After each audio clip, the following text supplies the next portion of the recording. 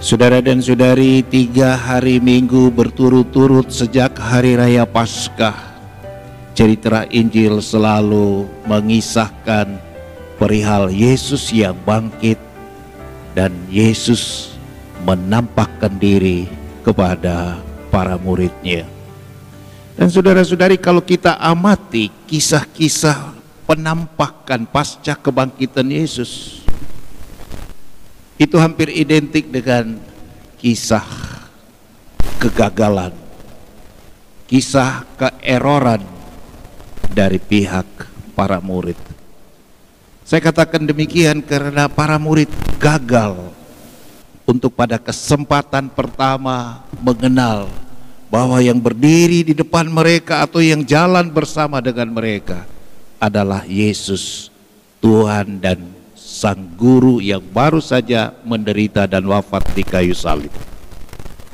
Kita ingat Maria Magdalena dan teman-temannya ketika Minggu pagi benar mendatangi makam Yesus, menemukan makam yang kosong. Yesus lalu menyapa Maria Magdalena. Tapi Maria Magdalena malah mengira bahwa Yesus itu adalah penunggu taman. Dalam bahasa kita mungkin lebih familiar ini satpam atau security. Yesus tidak dikenal pada kesempatan pertama. 2 murid Emmaus juga demikian. Yesus nimbrung jalan bersama dengan mereka. Yesus malah bertanya, apa yang terjadi? Apa yang kamu percakapkan?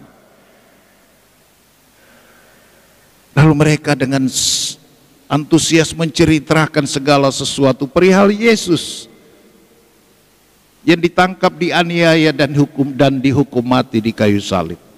Padahal ini Yesus yang jalan bersama dengan mereka, tidak mereka kenal. Injil hari ini pun mengisahkan hal yang serupa. Yesus yang kembali datang, hadir di tengah-tengah mereka, menyapa mereka, sejahtera, shalom.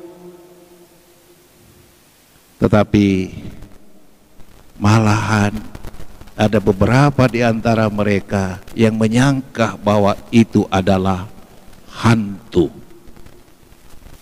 Sampai Yesus harus mengajak mereka, aku ini, mari rabalah aku, sentuhlah aku, karena hantu itu tidak ada dagingnya, tidak ada tulangnya. Tidak cukup itu, Yesus bahkan minta makan. Apakah ada makanan di sini? Lalu para murid memberikan kepadanya. Ya. Mungkin sepiring nasi dan tadi disebutkan sepotong ikan goreng. Rupanya Yesus suka juga ikan goreng. Cuma tidak tahu ini ikan apa, ikan bolu, ikan cakalang, ikan sunu atau ikan apa. Yang pasti bukan lure. Nah saudara-saudari, para murid gagal, para murid error di satu pihak, tapi pada pihak yang lain, sejalan dengan itu juga kita melihat bagaimana Tuhan Yesus menunjukkan sikap Allah yang penuh kasih. Dan kasih itu sabar. Yesus sabar menyikapi kegagalan para murid. Yesus tenang berhadapan dengan para murid yang error. Yesus memaklumi kelemahan, kerapuhan iman para murid. Maka ibu bapak, saudara-saudari sekalian, pesan yang paling utama bagi kita sekalian dari bacaan Minggu ketiga Paskah ini, seperti Tuhan panjang sabar dan penuh kasih kepada kita, begitulah juga kita sekalian diajak untuk bersabar dalam segala hal. Sabar itu mudah diucapkan, tetapi rupa-rupanya tidak mudah untuk dilakukan. Banyak orang yang tidak sabar menanti terkabulnya doanya. Dia ingin hari ini dia minta kepada Tuhan, hari ini juga doanya bisa dikabulkan. Tidak sabar. Dan muara dari ketidaksabaran kerap kali apa? Ngambek dan ngumpet, menjauh dari Tuhan. Orang bisa malas berdoa karena dia berpikir percuma, Tuhan tidak mengabulkan doa. Kurang sabar. Padahal sebagai orang beriman kita harus percaya Tuhan akan membuat segalanya indah pada waktunya. Amin. Waktunya Tuhan, bukan waktunya kita. Kebijaksanaannya Tuhan, bukan kebijaksanaan kita. Pikiran dan rancangan Tuhan, kata Nabi Yesaya, tingginya jauh di atas langit, dan bukan pikiran dan rancangan manusia yang jauh rendah di bawah bumi. Maka perlu kesabaran. Begitu juga kita perlu sabar ketika kita berhadapan dengan orang lain yang mungkin menyebalkan, orang lain yang mungkin begitu menyakitkan, menggoreskan luka. Bukan luka di kulit tangan yang mudah diobati, tapi luka di dalam hati. Sabar. Dan bahkan Yesus mengajak kita untuk mendoakan, ampunilah mereka sebab mereka tidak tahu apa yang mereka perbuat. Orang tua sabar dengan anak. Banyak anak yang membuat orang tua menangis, kecewa, sakit hati. Banyak orang tua merasa pengorbanannya sia-sia. Banyak orang tua yang tertunduk malu karena perilaku anaknya yang tidak terpuji, yang menjadi omongan dan cibiran tetangga dan banyak orang sekampung bahkan. Sabar. Anak juga harus sabar dengan orang tua yang mungkin tidak memenuhi harapan. Dasar anak-anak suka membanding-bandingkan orang tuanya dengan orang tua tetangga. Tapi disuruh jadi anak tetangga tidak mau juga dia. Saudara dan saudari, kita pun perlu sabar ketika ada penderitaan. Yesus tadi di dalam Injil tadi masih mengingatkan para murid bahwa memang Mesias harus menderita. Dan kita semua baru merayakan penderitaan Tuhan kita Yesus pada Jumat Agung tanggal 2 April yang lalu. Via Dolorosa, jalan derita Tuhan kita Yesus yang mengantar dia sampai wafat di kayu salib. Sabar. Hidup tidak selamanya seperti jalan tol. Meskipun jalan tol juga di kota besar banyak macetnya. Hidup tidak segampang apa yang dipikirkan. Banyak kesulitan, banyak tantangan.